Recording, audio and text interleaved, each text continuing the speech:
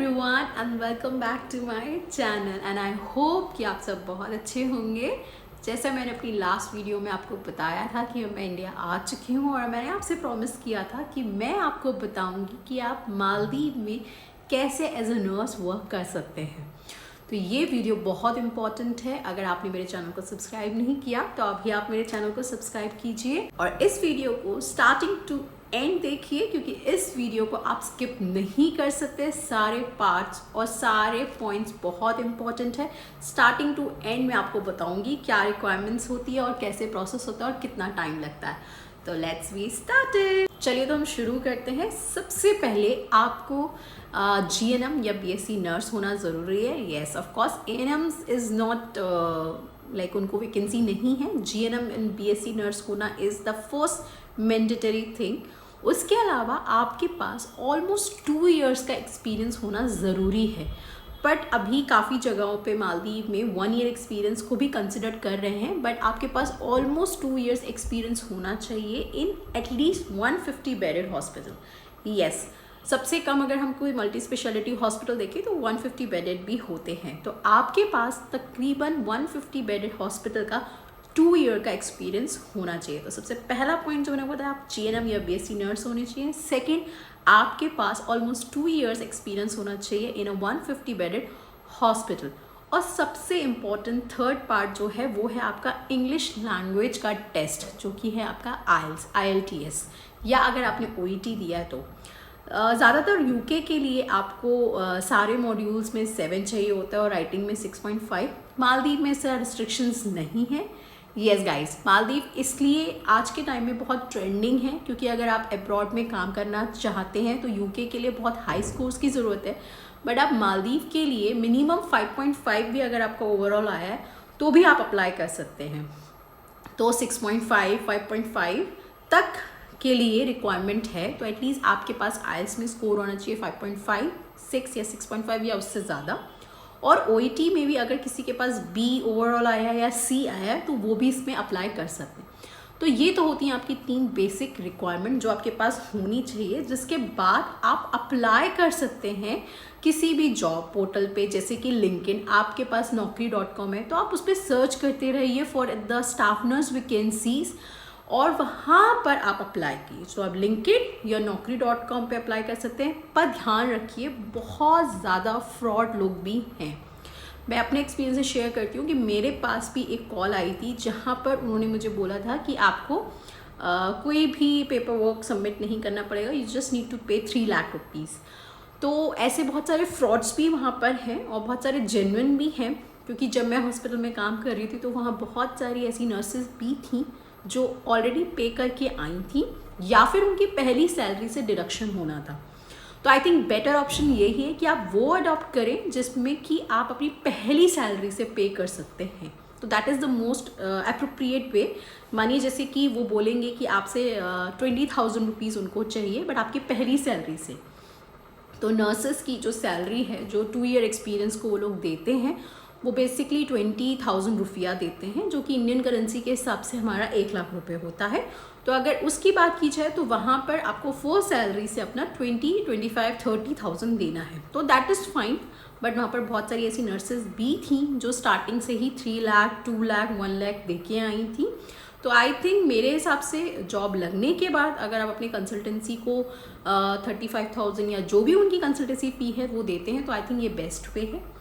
दूसरा सबसे इम्पॉर्टेंट चीज़ जो है वो आपने अप्लाई करना है। उसके बाद इंटरव्यू होगा। इंटरव्यू कुछ भी इतना स्पेशल नहीं होता जैसे हमारे यहाँ हॉस्पिटल्स में होता है। जनरली आपसे आपका पास्ट एक्सपीरियंस पूछेंगे, क्या आप वार्ड में काम करते थे या सर्जिकल में या OT में थे। जो भी आपका एक्सपीरियंस रहेगा उससे रिगार्डिंग वो क्वेश्चन पूछेंगे। जैसे कि मेरा एक्सपीरियंस सर्जिकल वार्ड में था तो उन्होंने मुझसे पूछा था कि कोलोस्टमी केयर कैसे देते हैं हम पेशेंट को, सर्जिकल साइड की कैसे केयर करते हैं, और कुछ नर्सिंग एडमिनिस्ट्रेशन से रिकॉर्डिंग भी पूछेंगे आपसे। हॉस्पिटल इन्फेक्शन कंट्रोल के बारे में पूछ सकते हैं। बेसिक से क्वेश्चंस पूछेंगे, ऐसा कुछ हार्ड एंड फास्ट क्वेश्चंस नहीं पूछेंगे।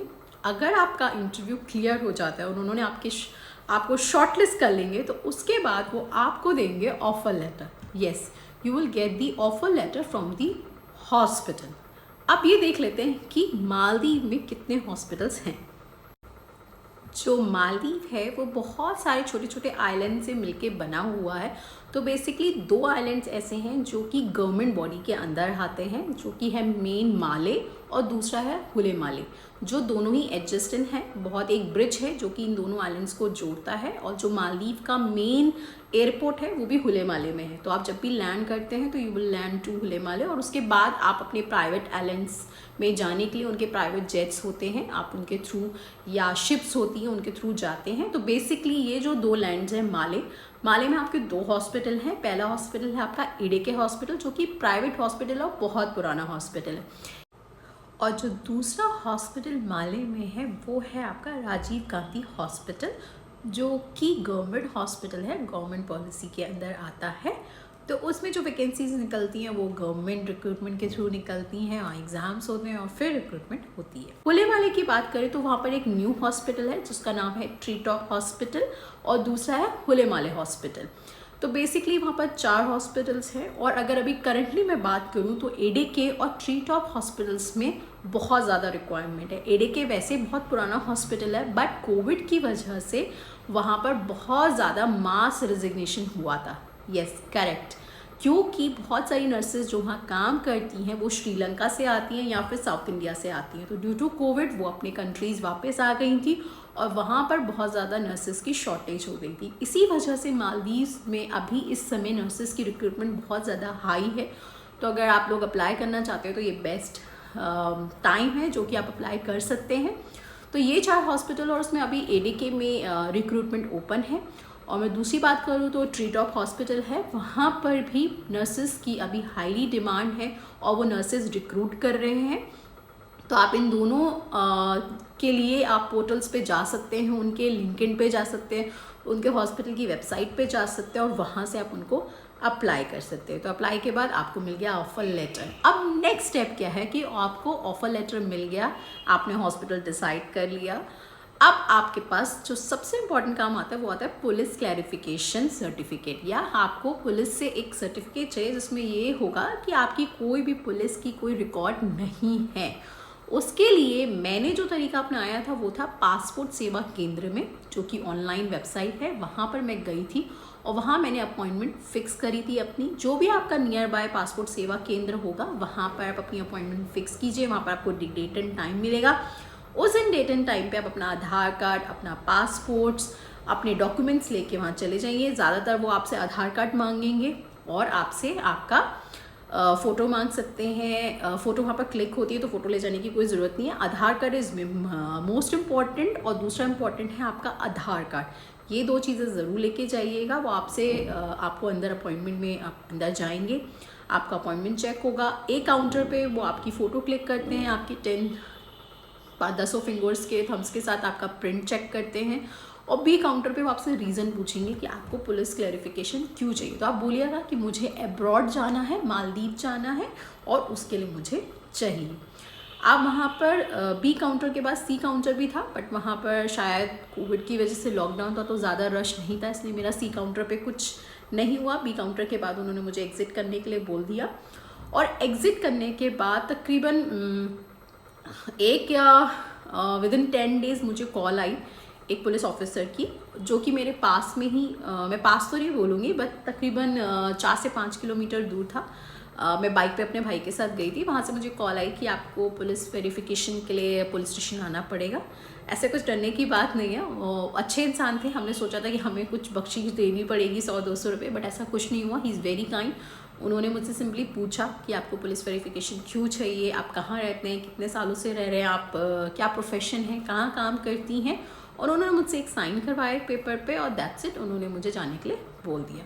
और आई थिंक ऑलमोस्ट 2 हफ्ते बाद मेरा जो डॉक्यूमेंट था वो मेरे घर पे पोस्ट होके आ गया था। That is my police clarification, और वो आपको अपने हॉस्पिटल में सबमिट करना है फॉर योर वीज़ा पर्पस। और दूसरी मेन चीज़ जो आपको करनी है अपने document verification. Yes, document verification is the next step, जो कि आपको डॉक्यूमेंट सबमिट करना है। और ये डॉक्यूमेंट आपका मिलेगा आपके स्टेट रजिस्ट्रेशन काउंसिल से। जैसे मैं दिल्ली नर्सिंग काउंसिल की नर्स थी, तो मैंने दिल्ली नर्सिंग काउंसिल में अप्लाई करा था फॉर ओवरसीज़ वेरिफिकेशन। मेरे टाइम पे लॉकडाउन था लास्ट ईयर, तो मैंने ये ऑनलाइन करा था। 500 रुपीज़ आई थिंक वो चार्ज करते हैं। मैंने ऑनलाइन पे करा था। अगर आप सेंटर पे जाते हैं, अपने हरियाणा नर्सिंग काउंसिल जाते हैं या यूपी नर्सिंग काउंसिल जाते हैं, तो आप अपने साथ कैश लेके जाइए, या तो they will ask you the DD, या कैश में वो लेते हैं, तो वहाँ पर आप पे कीजिए और वहाँ उनको बताइए कि आपको ओवरसीज़ के लिए चाहिए। वो आपसे एड्रेस पूछेंगे आपका और आपके मालदीव का, जहाँ आपका नर्सिंग काउंसिल है। आप अपने हॉस्पिटल से हेल्प ले सकते हैं, उनसे एड्रेस मांग सकते हैं और वहाँ पर आप उनको एड्रेस बताना है। और अगर आप ऑनलाइन अप्लाई कर रहे हैं तो आप पोर्टल पे जाइए। दिल्ली नर्सिंग काउंसिल के अगर स्टूडेंट्स हैं तो आप दिल्ली नर्सिंग काउंसिल पे जाइए नर्सिस, और वहाँ पर आपको पोर्टल मिल जाएगा ओवरसीज़ वेरिफिकेशन का। वहाँ पर सारा प्रोसेस लिखा है कि कैसे कैसे आपको अप्लाई करना है, तो आप उसकी हेल्प ले सकते हैं और वहाँ पर अप्लाई कर सकते हैं। ज़्यादातर आपको दिल्ली नर्सिंग काउंसिल, अगर आप किसी भी काउंसिल से हैं तो अपना रजिस्ट्रेशन सर्टिफिकेट लगाना है, अपने BSCs के मार्कशीट, JNM की मार्कशीट लगानी है, और आपके पास अगर आपका अपॉइंटमेंट लेटर है तो वो भी आपको लगाना है। उसकी मदद से वो आपका ओवरसीज़ पोस्ट करते हैं। तो ड्यू टू कोविड कुछ भी पोस्ट नहीं हो रहा था, तो उन्होंने मेरे मालदीव में मेरे लिए ईमेल करा था, तो उसमें थोड़ी बहुत प्रॉब्लम आई थी। मुझे बहुत ज़्यादा परेशानी हुई थी, और जो हॉस्पिटल वाले थे वो बोल रहे थे कि हमें पोस्ट नहीं हुआ, और यहाँ से बोला जाता भेज दिया, तो फिर काफ़ी मिसकम्युनिकेशन हुआ और इसमें मेरा काफ़ी टाइम निकल गया। ऑलमोस्ट मुझे इस पूरे प्रोसेस को करने के लिए 2 मंथ्स लगे।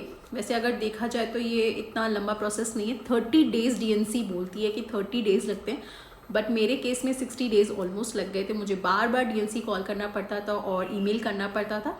एट लास्ट उन्होंने बोला कि उन्होंने ईमेल कर दिया है, और वहाँ पर भी मालदीव नर्सिंग काउंसिल ने हॉस्पिटल को बताया कि उनको मेरे जो डॉक्यूमेंट है ओवरसीज़ वेरिफिकेशन वो मिल चुका है। यहाँ पर आपकी तरफ से जो डॉक्यूमेंटेशन का काम था एडिशनली वो कंप्लीट होता है। उसके अलावा आपको अपने पासपोर्ट की कॉपी, और आजकल आपको अपने कोविड सर्टिफिकेट्स भी सबमिट करने हैं वैक्सीनेशन के।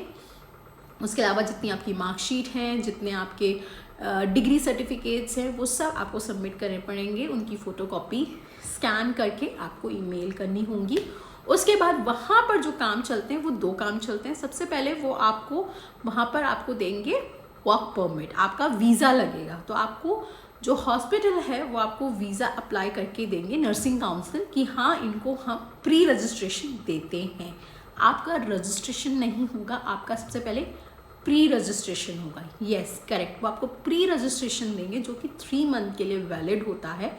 उसके बेसिस पे मालदीव गवर्नमेंट आपको वर्क परमिट देंगी। यस तो आपको वेट करना पड़ेगा। ऑलमोस्ट मेरा 4 वीक्स में मेरा मालदीवियन नर्सिंग काउंसिल ने मेरे लिए प्री रजिस्ट्रेशन भेजा था हॉस्पिटल को। हॉस्पिटल ने उस प्री रजिस्ट्रेशन के बेसिस पे पासपोर्ट्स ऑफिस में जाके या एम्बेसी में जाके मेरे लिए वर्क परमिट लिया था। तो this is the whole process. तो नर्सिंग काउंसिल से प्री रजिस्ट्रेशन मिलने में ऑलमोस्ट 4 वीक लग जाते हैं। उसके बाद वर्क वीज़ा बनाने में वो लोग कहते हैं कि 1 वीक लगता है, बट मेरे केस में कुछ हॉस्पिटल में फिर से प्रॉब्लम हो गई थी कुछ HR की, तो उनको थोड़ा टाइम लगा था और उसमें ऑलमोस्ट 2 वीक्स 3 वीक्स निकल गए थे। उसके बाद उनको मेरा वर्क परमिट मिला था। वर्क परमिट भी जो आपको मिलता है वो वर्क परमिट में भी आपको टाइम मिलता है कि ये डेडलाइन के अंदर अंदर आपको मालदीव में पहुंचना है। यस तो उस डेडलाइन के अंदर अंदर आपको टिकट बुक करानी होगी और आपको मालदीव में जाना होगा। और वहीं पर एयरपोर्ट के प्रेमिसेस में ही जब आप एंटर करेंगे तो कुछ लोगों की लाइन लगेगी वीज़ा ऑन अराइवल, जो कि ज़्यादातर टूरिस्ट होते हैं उनको मिलता है। आपका वहाँ पर लिखा होगा काउंटर पे वर्क वीज़ा। वहाँ पर काफ़ी लोगों की लाइन थी जब मैं गई थी, तो आपको वहाँ पर लगना है। आपका नंबर रहेगा, वो आपसे लेटर्स पूछेंगे, आपके पास अपॉइंटमेंट लेटर है आपका वर्क परमिट है, और आपके पासपोर्ट पे एक स्टैंप लगाएंगे वर्क परमिट की, जो कि सिर्फ 14 डेज़ के लिए वैलिड होगी। यस सिर्फ आप 14 डेज़ के लिए परमिटेड होगे वहाँ पर काम करने के लिए। उसके बाद आपको अपना पासपोर्ट अपने HR को सबमिट करना होगा।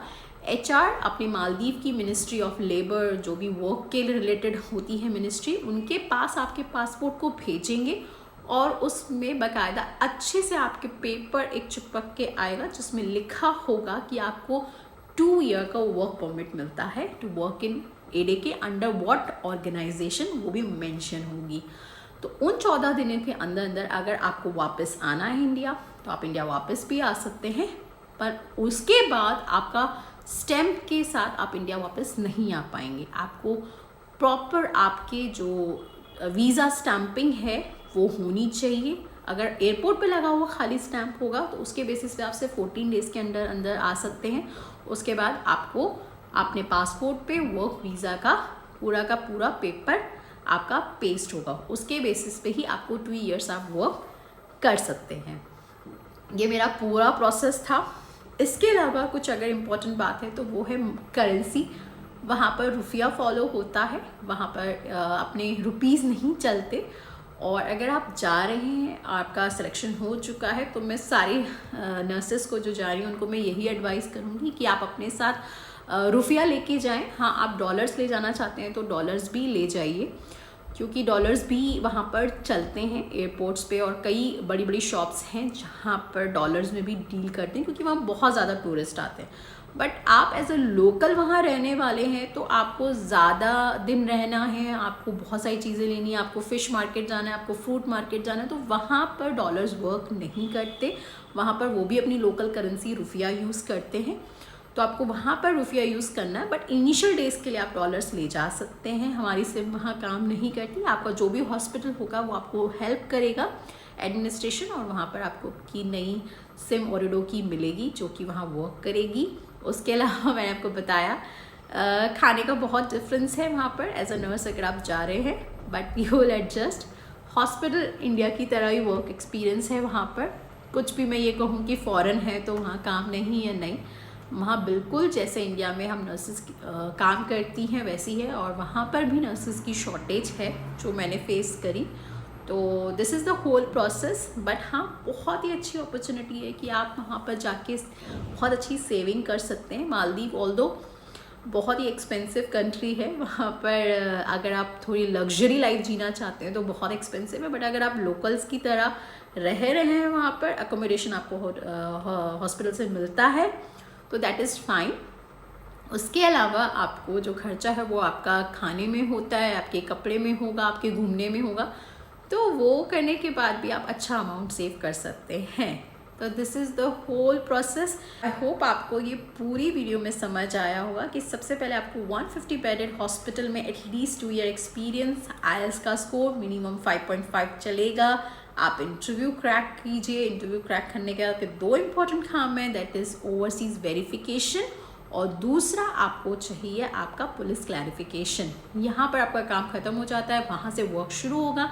वहाँ से सबसे पहले आपको प्री रजिस्ट्रेशन मिलेगा और उसके बाद आपको मिलेगा वर्क परमिट। यहाँ पर मालदीवियन नर्स आप नहीं बन जाते। सबसे इम्पॉर्टेंट काम अभी भी रह गया है, वो होता है आपका एग्ज़ाम। यस, जैसे हम यहाँ पर भी पढ़ते हैं, कंटिन्यूस एजुकेशन होती है, वहाँ पर भी कंटिन्यूस एजुकेशन होगी, बट वहाँ पर मालदीवियन नर्सिंग का एक एग्ज़ाम होता है जो आपको क्लियर करना है विद इन 3 मंथ, और वहाँ पर आप 2 अटैम्प्ट कर सकते हैं उस एग्ज़ाम में। अगर आप एक बार नहीं पास कर पाते तो आप दूसरी बार भी वो अटैम्प्ट कर सकते हैं। और बहुत सारे ऑनलाइन छोटे छोटे मॉड्यूल्स भी होते हैं जो आपको उन 3 मंथ्स के अंदर अंदर उनको कंप्लीट करना होता है। वो एग्ज़ाम को आपको 3 मंथ बाद अपीयर करना होगा। यस, वो एग्ज़ाम इतना हार्ड नहीं होता। मैंने अभी अपीयर नहीं करा था, बट जितने भी लोग वहाँ पर अपीयर कर चुके थे, दे हैव सेड कि इतना डिफ़िकल्ट नहीं होता। अगर आप ओवरऑल सब कुछ पढ़ लो जो मॉड्यूल्स में दिया हुआ है, आपने जो पास आउट करा था, फाइनल एग्ज़ाम भी आराम से दे सकते हो। फर्स्ट अटैम्प्ट में उसको क्लियर नहीं कर पाते तो आपके पास दूसरा बार देने का भी ऑप्शन होता है, उस टाइम आप क्लियर कर सकते हैं उसको। वो एग्ज़ाम क्लियर करने के बाद आपकी जो हॉस्पिटल है आपके रजिस्ट्रेशन के लिए अप्लाई करेगी, और 1 वीक के अंदर अंदर आपको आपका मालदीवियन रजिस्ट्रेशन मिल जाएगा। Then finally you will become a registered nurse in Maldives. तो this is the whole process. यहाँ पर आपका प्रोसेस ख़त्म होता है, और उसके बाद आपकी कंटिन्यूस क्लासेस जैसे हमारे हॉस्पिटल में चलती थी, इन्फेक्शन कंट्रोल की और एजुकेशंस की, वो आपकी चलती रहेंगी, और साइड बाय साइड आपकी जो ड्यूटी होगी आपके वार्ड्स में वो कंटिन्यू रहेगी। तो आई होप गाइज आपको ये वीडियो पसंद आई होगी, और अगर आई है तो प्लीज़ आप लाइक कीजिए, शेयर कीजिए, कमेंट कीजिए। अगर आपको कोई भी ऐसा डाउट है जो आप मुझसे पूछना चाहते हैं, मैं ज़रूर से आपकी मदद करूँगी और आपको हेल्प करूँगी और बताऊँगी कि कहाँ पर क्या आपको डाउट है। एंड मेरी अपकमिंग वीडियोस में मैं कुछ नर्सिंग टॉपिक्स भी डिस्कस करूँगी, क्योंकि मेरे कुछ स्टूडेंट्स ने मुझसे शेयर करा कुछ डाउट, तो आई वाज थिंकिंग कि क्यों नहीं मैं यूट्यूब प्लेटफॉर्म यूज़ करूँ और कुछ नर्सेस को एड्रेस करूँ जो उनके एग्ज़ाम्स होते हैं हमारे एम्स का, या एंट्रेंस एग्ज़ाम जो होते हैं, जो 12th पास करे हुए स्टूडेंट्स होते हैं, अगर वो नर्स करने एंट्रेंस देना चाहते हैं, या first year student, second year students, उनके लिए भी मैं कुछ मेडिकल सर्जिकल से, कुछ गायनी से कुछ टॉपिक्स उनके साथ डिस्कस करा करूँगी। और जो मेरे ऑडियंस हैं उनसे मेरी एक यही रिक्वेस्ट है कि आप प्लीज़ मुझे सपोर्ट कीजिए एंड लाइक द वीडियो। और आप नेक्स्ट कुछ और जानना चाहते हैं रिलेटेड टू नर्सिंग या कुछ और मेडिकल कंडीशन, तो आप प्लीज़ कमेंट कीजिए, हम उसको डिस्कस करेंगे। And eat healthy, stay healthy and love your family. Bye bye.